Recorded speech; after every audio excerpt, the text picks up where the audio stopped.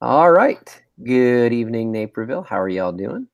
Just like as always, my name is Donnie Piercy, and I'll be kind of your MC for the next 30 to 45 minutes or so for this month's edition of our Hangout on Air. We've got a two-parter. So tonight, we've got one of my favorite people in the world, Miss Heather Dowd, that she'll be kind of sharing a little bit about classroom management in the digital age.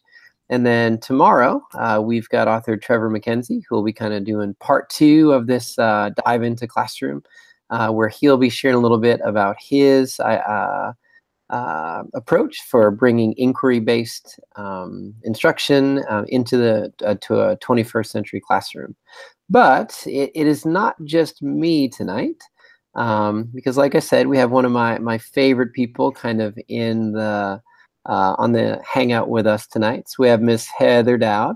And I could try to introduce Heather and how awesome she is, but I think I'll let her do that on her own. So Heather, you want to introduce yourself? Sure, but first my question for you, Donnie, is how are you going to introduce Trevor? Are you going to say that he's one of your favorite people too? I mean, he's okay. He's all right. Hello, Naperville. My name is Heather Dowd, and I am a fellow Illinoisan.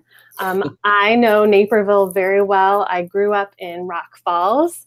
Hands up if you know where that is. There are probably no hands going up, but yay, Donnie!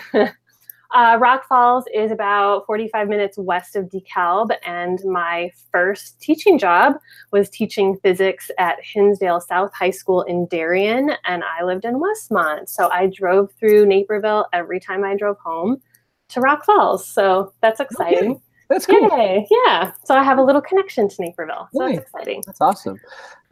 So Heather, you I know over the past year and a half, like you worked on a nice little book, and I felt like your book was really just one. Its title is very captivating because it's a question that we as teachers have kind of asked ourselves a lot, like. How do you manage, go about like classroom management in this digital age that students are in? So Heather's somebody that I wanted her to kind of have the opportunity to share with you all tonight, just some of the strategies and questions and things. But Heather, I'm going to turn it over to you. I'll be monitoring kind of the YouTube live stream, like if there's any questions or things that pop in there in the little chat on the right. But not only that, if you guys have any questions or follow-up stuff for Heather later, I know that in her slide deck, which you're okay if I share that with them, like just feeling, her slide deck and stuff has a lot of her contact info on it. And I know that Heather's great about doing follow-up, just if you all have any questions about her topic. But Heather, we're going to try a little bit of magic tonight. Heather has... she's got two computers going on, so we'll be able to see her face kind of while she's clicking through her slides that have got locked on the screen right here. So Heather, I'm going to turn it over to you and have fun. Cool, thank you. Well, like Donnie said, about, a year and a half ago, my colleague and I published a book, Classroom Management in the Digital Age. So I thought I'd just start with giving you a little bit of background on why we did that. So like I said, I started out teaching physics, and about partway through from the time I started until now, I moved into the technology world. So integrating technology, moving into a coaching role. So for the last 5 years at my last school, I was a technology coach with my colleague, Patrick Green. Both of our Twitters are on the slide. We are active, and our hashtag for the book is CM Digital Age. And we do monitor that and have conversations around classroom management. So definitely feel free to connect with us there. But we both launched our one-to-one program at our school, which was laptops. And excuse me one second. Alexa, stop. Sorry. That's awesome. I didn't know if I could mute that one. I didn't even think about that. Home management in the digital age, right? Oh, goodness. All right. I guess I've got some work to do on home management strategies. Exactly. That's awesome.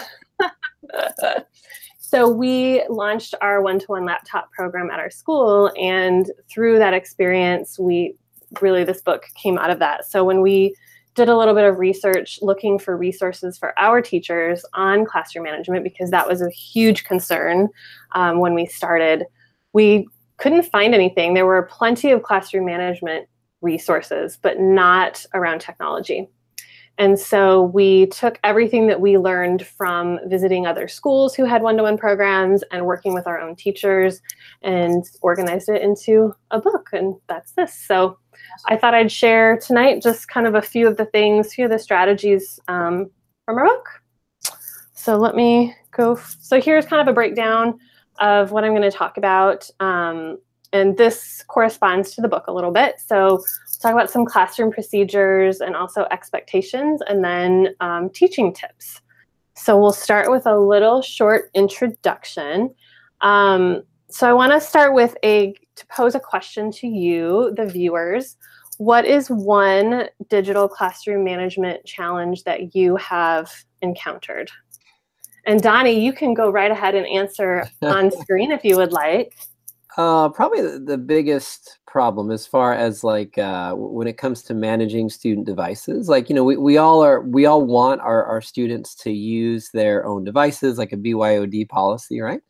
But sometimes as a teacher, it becomes a little bit more than difficult to sometimes manage, like that all the students are doing the task that you want them to do, right? I mean, if you think of like a BYOD policy versus like a district Chromebook or a district device, like it's a little bit easier to control student behavior on one versus another. Does that make sense? Mm-hmm. So the difference between students being given a device by the school versus bringing in something from I'm sorry, it's my mother calling me. She calls me through Alexa. We bought her one for Christmas.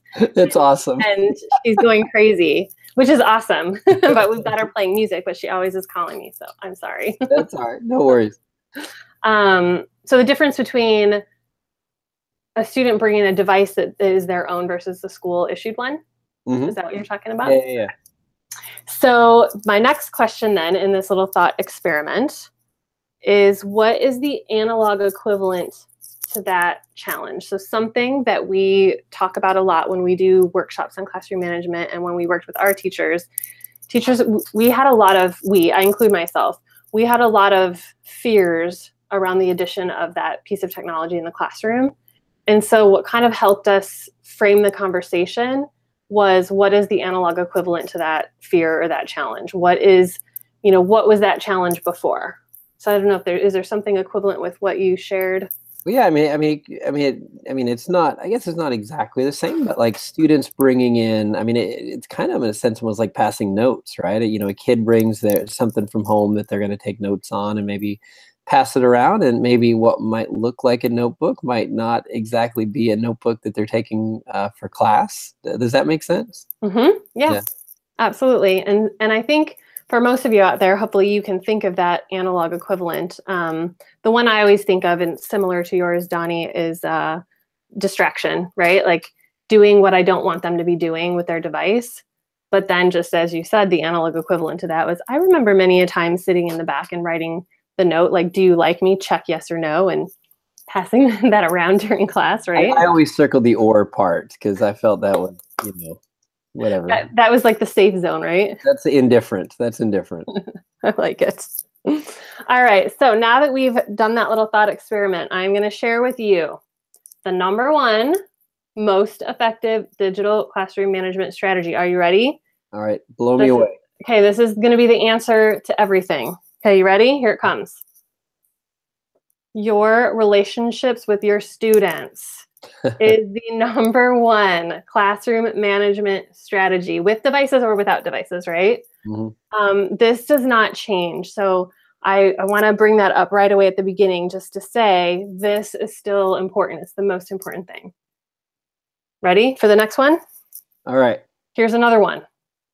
Another number one most effective digital classroom management strategy. Create engaging lessons. No, that's very true though, right? Because I mean, I think sometimes about, the days when my class is going wild and everybody's off task, when I sit down and like, okay, well, what did I actually have them do today? Oh, they just copied notes from the board, right? is that would be a little bit off task behavior, even if they were doing it on pencil and paper. Yes. Yeah. Yes. And so the same, again, true for before devices and with devices. I have had 100 sixth graders in the library sitting on the floor because we don't have enough chairs doing a lesson with technology, and they are 100% engaged because what we designed for them was amazing. So, you know, it can be done. And I also use this as a way to decide when to use technology and maybe when not to. So, you know, what is the reason for using technology? And I want that to be something creative that they are engaged in, and then I don't have to be worried about what else they're doing. But I'm still going to share some other strategies with you. Yeah, awesome. Yeah. So I guess why do I think this is important? Just one more note about the creating engaging lessons and just having a good classroom management strategy. I think it's important because having a good classroom management strategy sets the classroom free. I just think that, and that kind of sounds like an oxymoron, right? Like I'm managing things, but I'm setting them free. But in my experience, when the classroom management is smooth, the kids go crazy with what I give them to do, right? They know the expectations and they run with it. And I just think that, you know, sets your classroom free to do really awesome stuff with technology. Yeah. So that's where I'm coming from. Jumping into a few procedures. So I just have a few slides with just some tips and some questions to ask yourself. So here's my first tip in terms of setting up procedures in your classroom. And I think what you'll find is many of these work without technology, but I think we tweak it a little bit when we get the technology. So here's my first one, is having an activator or a bell ringer, or maybe you call it a do now. I don't know if do you have something that you call that? What kids do when they walk into the classroom right away? Where do they look? I call them flashbacks. Ooh, I like that. Or flash forwards. Sometimes they're flash forwards. You know? Ooh, I like that. Yes, you could get creative and you could call this anything that you want. Back to the Futures. I don't know. Oh, I like that one too. Oh, I'm seeing some good GIFs possibilities. I like it. And this could be written on a board. This could be projected, you know, whatever makes sense. The teachers that I work with that use this well, they would have a slide every day. So here's my example slide. And they would have the same information in the same place. So for example, in this one, you know, the homework is in the lower right. And so every day in the lower right, it would say the homework. And on the left, the do this first was that's what students look at right when they walk in the room, and that's what they do. And that's the place where they would say, like, perhaps it's not a laptop day or a device day. So maybe the first thing says, you know, put your device away and grab a piece of paper and, you know, whatever. But if it is a device day, they remember that you as a teacher, you can ask kids to close apps and close tabs. And often that's the distraction, right? They've got some other tab open in another window and it dings or something happens and they don't mean to be distracted, but they are. Mm-hmm. So, you know, this is a chance to, you know, give them 30 seconds or 60 seconds to prepare for learning, right? And if that means, you know, close all tabs except for A and B, or close all apps except for this one, and then give them a task. So on mine, I didn't really give them a task other than getting their computer ready, but the next thing could be go to Google Classroom and do the first thing that you see there or whatever, you know? Yeah, that's just good. I mean, and like you were saying, that's just good classroom management practice with or without devices, right? Because, you know, students need to know, well, what are my expectations for the day? What's the target for learning? And, you know, if there's like a teacher who's just not, who might be a little bit apprehensive about, you know, bringing some of this tech stuff into your classroom, like it's the same practices that you would do with or without technology. Yep, exactly. Yeah, I agree. And I think it's even more important with technology just because of the chaos that sometimes it feels that tech brings, you know? Yeah, it's like having that extra tool, right? Sometimes I throw fun GIFs on mine too. Nice. But again, it doesn't have to be a slide, right? It can be on the board. So then another question to ask yourself is, how will you gain students' attention when they're working on devices? So this one, again, I think this is important before devices, but I think it's especially important with devices because students will get, I mean, if you design a good lesson, they're going to be super engaged. And so how do you bring them back together? Teaching physics, it was similar with doing labs, right? Like when we would go into the lab and they were working with all the equipment, it was really hard to get their attention. And so I did things like, okay, when the lights flicker, like go off and on, that means that I just need your attention for something. So again, with devices, what is that? Are you going to do the lights? Are you going to, they're like a lot of the teachers I worked have little clap, signals. And then not only how are you going to get their attention, but what do they do after they hear that signal? Like, what's your signal? And then what do you want them to do? Are you on, iPads? Do you want them to flip them over? If they're on Chromebooks or laptops, they can close the lids. And then I, as a teacher, I don't even speak until all the lids are closed. Because if they're looking at their screen, they are not listening to you. That's very true. Right? By the way, that's true with adults too. No, I learned that. It's so true. Nice.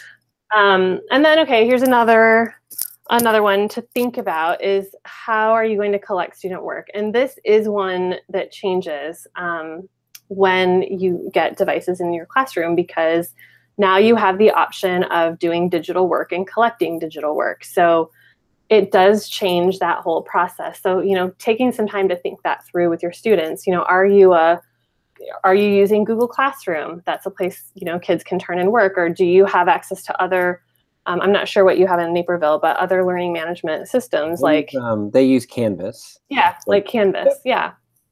And so kind of coming up with your routines around Canvas and how students turn in their work and giving students a chance to practice that, right? Depending on. One of the nice things, like they use Canvas K-12. So because of that, like they get that practice year after year after year. So by the time like they're in 7th or 8th grade, like they've been in the system for 4 or 5 years where they kind of get the gist of how it works. So that definitely speeds up the workflow, right? As far as students turning in that work, but also giving students the effective feedback on it. Yeah, for sure. Yeah, that's excellent. So then that's not as much of a concern. That's great. And then here's another one. Where would you like students to put their devices when not in use? Like, have a plan for that. This is something that some of us learned the hard way. So at my school, we didn't think this through very well. And so in one class, a teacher had the students, there wasn't really space. And so the teacher had the students pile their laptops on the floor to the side. You can imagine what happened. Yeah. And so, then we got a little bit more explicit as a school community with everybody about, laptops should never be placed on the floor, and, finding space in your classroom for where students should put, and having that expectation, right? Where when students walk in the room and they see the, Back to the Future, what are they going to do? The do now, and it says no device, where do they put it? Mm-hmm. And then how will you communicate the day's agenda and homework? And I'm assuming the answer for you all is Canvas.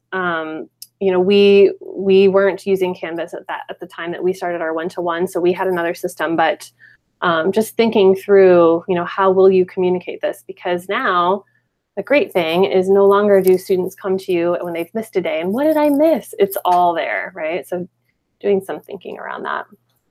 Yeah, these are such practical tips. You know what I mean? Like it's the kind of thing where if you're, if you're still like a little bit apprehensive about having your students use their devices every day, like those are great questions to ask, right?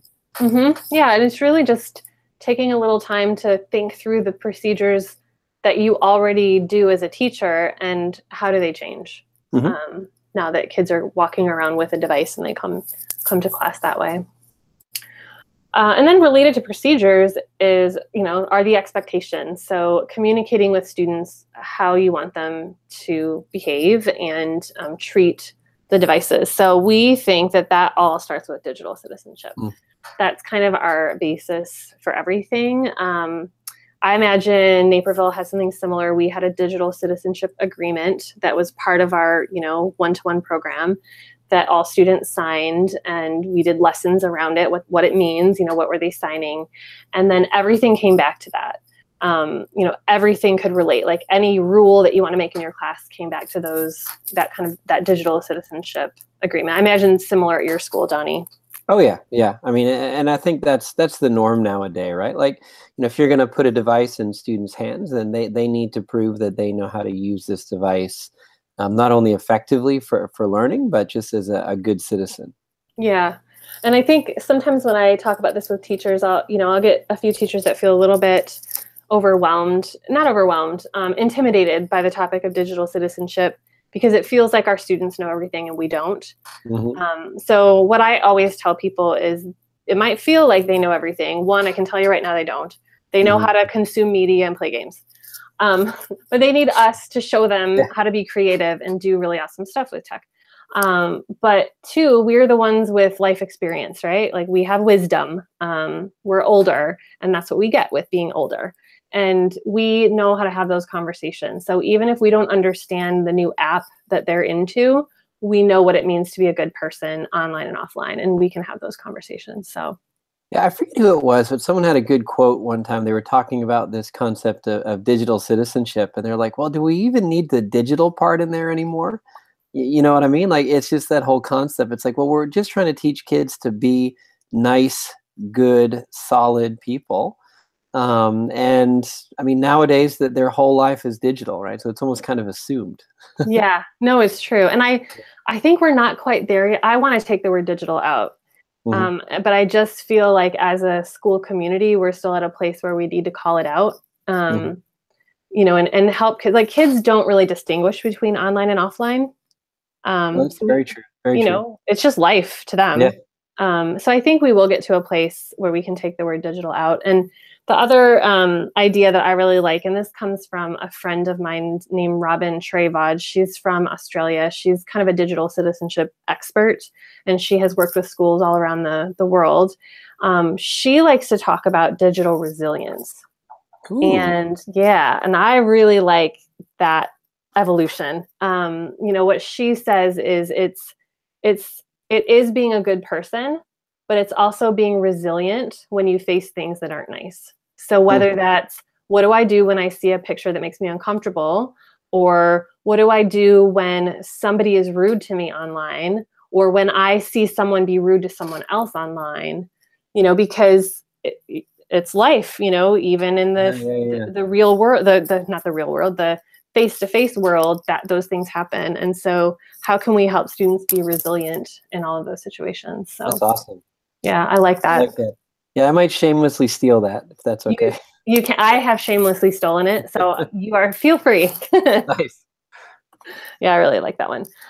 So then it comes down to, what are your classroom expectations? So what we did as a school is we together kind of came up with our school-wide norms, I guess, and then we kind of did a little marketing campaign around those. And so we made posters. I'll show you a few of our posters. And then we printed these for every classroom. So this is our one, which was really about coming to class prepared, meaning your laptop is in its case, zipped up. We had zippable cases that stayed on all the time. Battery 100% charged in the morning, and a set of earbuds in the pocket. And that was kind of our, that is required at all times.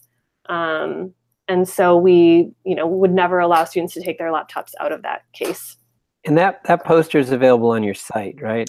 Yeah, right? So the link is at that bottom right at cmdigitalage.com, and I'll bring that up again. But yeah, all the posters, you can download those on our site. Oh, that's awesome. Yeah, and they're in nice PDF quality to print. So yeah, feel free to steal. I will. Don't worry. Yes, you can. Feel free. And then here's another one that we made. Our rule in the classroom was, when you're listening to videos on your own, you needed to plug in your earbuds. So whether you're in the classroom or in the library, which were the only two places we allowed kids to use their devices. So in with a teacher or in the library, but we didn't want to hear video going. So we were like, plug in. And then the next one is my favorite one. Ask three before me, which I know you've all heard before. This changed a lot of our classrooms. And I say that because it saved our sanity as teachers. Because you know how it is when students have a question, they raise their hand immediately before they've tried anything and they want an answer right now.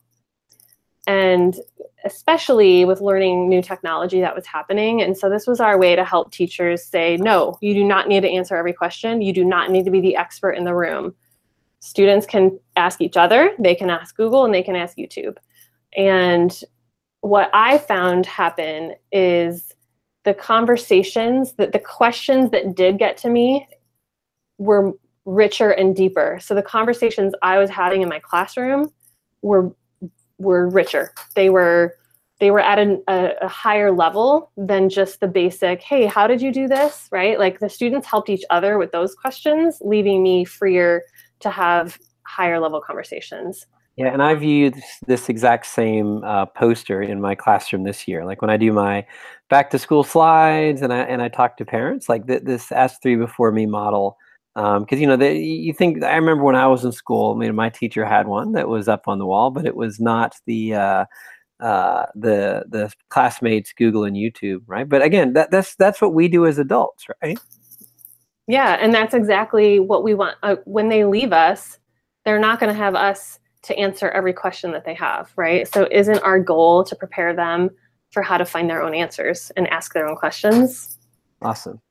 So, and then here's just one last one that we use. Again, all of these are on the website, but this is more of a digital citizenship, think before you post. The compassion, honesty, fairness, responsibility, respect were our school core values. So kind of everything filtered through that lens. And then, helping students remember not to share personal information. That's certainly something we have to reinforce all of the time because, it feels like it's okay to put lots of stuff online, but, all of us, adults and students, need to protect our own privacy in that way. So that was our second big thing. And then the third one was respecting copyright, which we wove into any lesson where we are looking at, using someone else's pictures or media and teaching students. There are places you can go, search.creativecommons.com, or is it .org? I think it's .org. I think it's .org. Search.creativecommons.org, and you can find Creative Commons photos, music, media, and all kinds of stuff that you can use in projects without violating someone's copyright. So those are kind of some of our posters, and you could make your own. And then we printed all of these for every classroom, so there were always visual reminders. But then, like everything, you have to teach and reinforce it. Just because you teach it once doesn't mean they don't need practice. So when you set up what your rules are, just know that you constantly have to reinforce those. And so then to address one big elephant in the room sometimes, and that is distraction on a device. And there is no doubt that a device can be more distracting than many other things in the classroom. So I'm not going to lie and say it's not. But I do think there are things that we can do for our students. One thing, I know that some schools, and I don't know what you have in Naperville, but I know that some schools do purchase monitoring software. Mm-hmm. My school chose not to do that. We decided that wasn't for us. What I would say about the monitoring software, do you know if Naperville has that, Donnie? I'm blanking. I want to say that for a while they had Hapara or Hapara, I believe. I need to double check. But I'm not sure offhand. Okay. The teachers who I know who have used the monitoring software effectively are the ones who use it to have really good conversations with students. Yes. And that goes back to your original point, right? I mean, yes. Relationship building is key. Exactly. It's key. It's the number one thing. And so a teacher that I just was working with last week, who's they're in their first year one-to-one, I was asking her how it was going, and she teaches high school. math. And she said to me that she opened up her class by saying, look, I have the ability to do this. I have the ability to lock you on one thing. I have the ability to watch all of your screens, but I don't want to do it. Yeah. I would like to think that you can come here and do what you need to do. And so she said, for the most part, it has worked. And for the couple of students that struggle, then she can deal with those individually. So she's really used it as a conversation tool, and also to talk to students about managing distraction, because let's face it, this is not a student problem. This is a society problem. Yep, sorry, someone just chimed in the chat. It is Hapara or Hapara, right? I think it's Hapara. We had Hapara as well. I've heard it pronounced both ways, so Have I'm you? not sure which one is right. We'll have to call them and ask. Yeah. Yeah. So in Hapara, we had Hapara, and but I think we had it before they had more of the monitoring features built in. But it did allow us to see all the students' Google Docs and have conversations, have learning focused conversations, you know, and really working with the students one-on-one who need it. And then my other piece of advice with distraction is to avoid techno-panic and assume best intention. And I think this goes back to the relationship piece. You know, if you see a student on their cell phone, you can react, I feel like, one of two ways. One, you can get upset and, you know, tell them to put it away. Or two, you can say, oh, is something going on in your life that it's really important for you to look at your cell phone right now? And sometimes a student will say, yeah, actually, I'm having some friend drama. I just need a minute. And they'll take their minute and then they're right back with you, right? And even if that's not the case, which oftentimes it's not, you haven't destroyed the relationship. You've left the lines of communication open. So now the student's going to say, yeah, I'm just distracted. Yeah. And so I've just found a lot of success with that. Sorry, question that just popped in the chat. I know you're kind of in your coaching role right now, but before you got into that, could you share a little bit about your classroom experience? Like as far as where you taught, grade level and things? Yeah, I taught high school physics, all levels from no math, conceptual physics up through AP. And then they also threw in a little math. So I taught a couple of regular level math classes. So my classroom teaching experience was all high school, mostly juniors and seniors. And then my tech coaching position, which is where we launched one-to-one, was at the middle school level. Oh, awesome. So kind of a mix of middle and high. Cool. And I know everybody here, this is K-12, right? Yep. Yeah. Yep. Very cool. So I think this is just a good piece of advice in general. Of course, not all students have the best intention when they're getting distracted with their device, but I find that assuming best intention keeps the relationship and allows me to, you know, keep tabs on things. Another teacher shared with me that he gives his students a tech break throughout the classroom, and he said it has worked magically. If anyone who's viewing has done that, type something in the chat. Let me know how that's worked for you. He does literally like 30 seconds, not even very much time at all. Check your Instagram. Yeah, okay, 30 seconds, 60 seconds. But he said it has made a huge difference because when students know, you know, the buzz on their phone, it's like a dopamine hit, right? For all of us. It's like, oh my God, I have to look at it. I have to look at it. I have to do something about it. And he says by allowing them that 60 seconds, he's getting so much more. He'll get 20, 30 minutes of focused attention. So that's his. And then lastly, I am not a proponent of taking away the device. I think that makes it feel like the technology is a toy and a treat. And I don't think that tech is a treat. I think it is a tool for learning. And when we take it away, we're saying you can't learn with this anymore. So that's my kind of bias. I do get pushback on that sometimes, but schools that I've talked to that are feeling good about how things are going, they also have this philosophy. Yeah.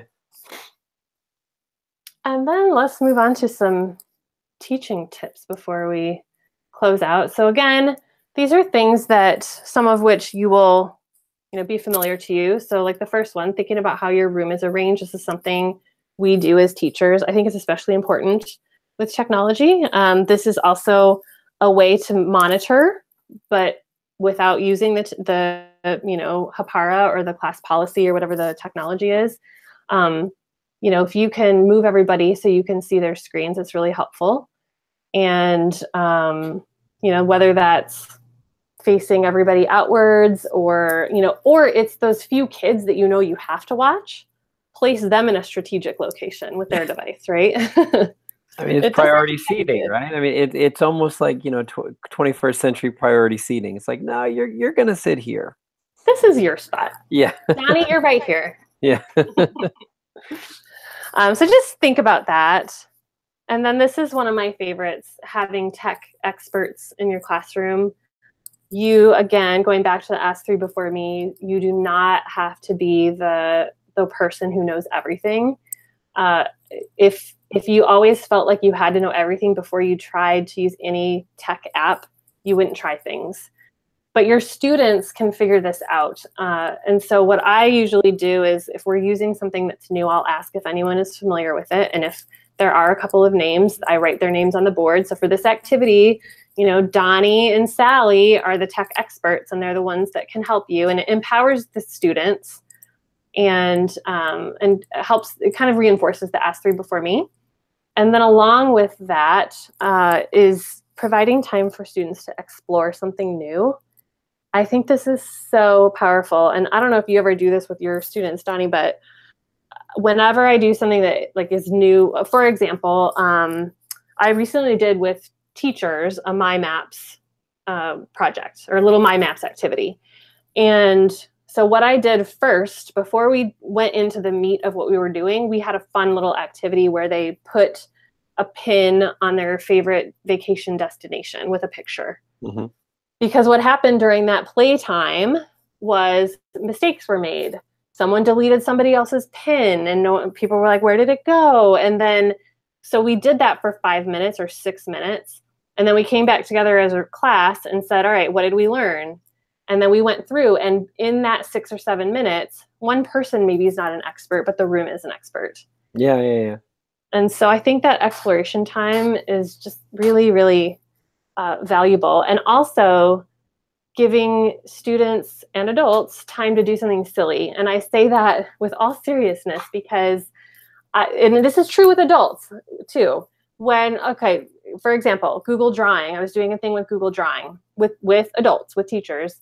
And I can't remember, there was a prompt, like a reflection prompt, and there was a picture, and people had to go in and put an arrow with their whatever answer to the prompt. Well, they had never been in Google Drawings before, so you can imagine what happened. They started making star speech bubbles over everything and putting, just getting silly and putting in fun pictures, and because no one had seen it before and they were playing. Mm-hmm. And students are the same. And so I give them that explore time to play and be silly before we then do whatever the activity is, that's meeting the learning objective.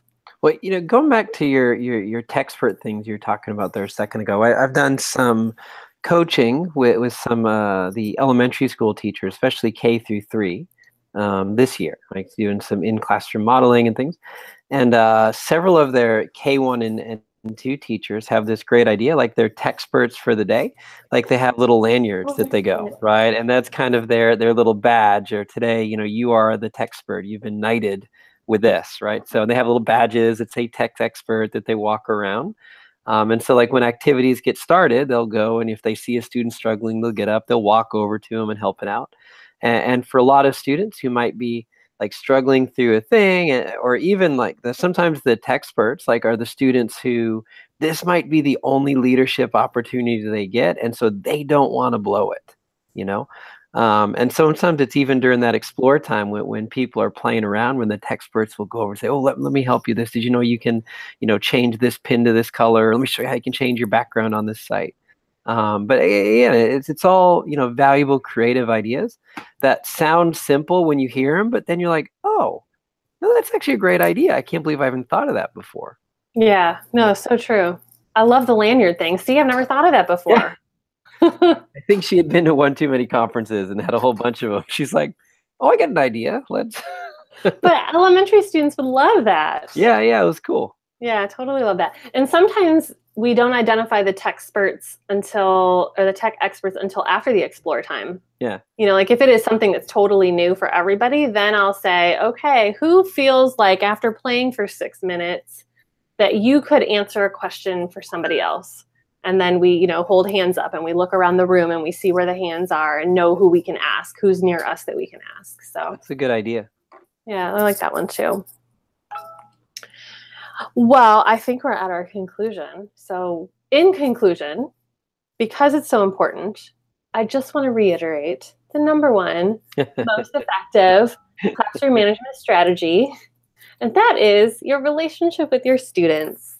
And then another number one strategy is creating engaging lessons. I just can't stress that enough. That really is your ticket in for success with technology. And so, in conclusion, we feel that good classroom management minimizes disruptions and maximizes learning. And like I said, just sets your students free with what they're doing. So, yeah, thank you all. I've got our Twitter handles, mine and Patrick. The cmdigitalage.com is our book website, and it has the posters, which you can download for free.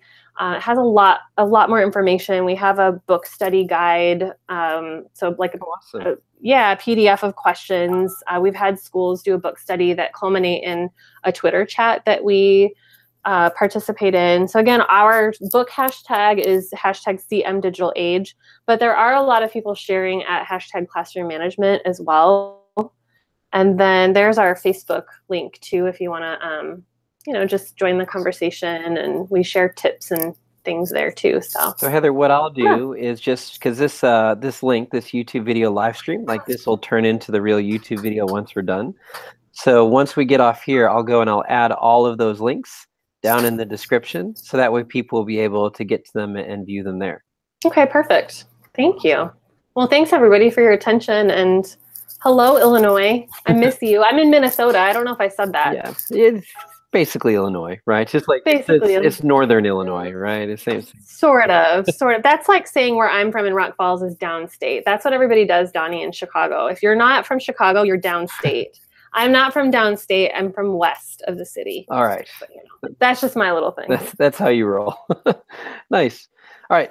Well, guys, thank you all so much for another great hangout. Heather, thank you again. Like I said, I'll post all the links and descriptions down below the hangout here. And don't forget, tomorrow night, we'll have kind of part 2 of this week. We have author Trevor McKenzie kind of sharing a little bit about his book, Dive into Inquiry. Hope to see you all then. All right. Peace. Bye, love. everybody. Thank you. Bye. Feel free to chat me on Twitter. Heather's good. She's really good.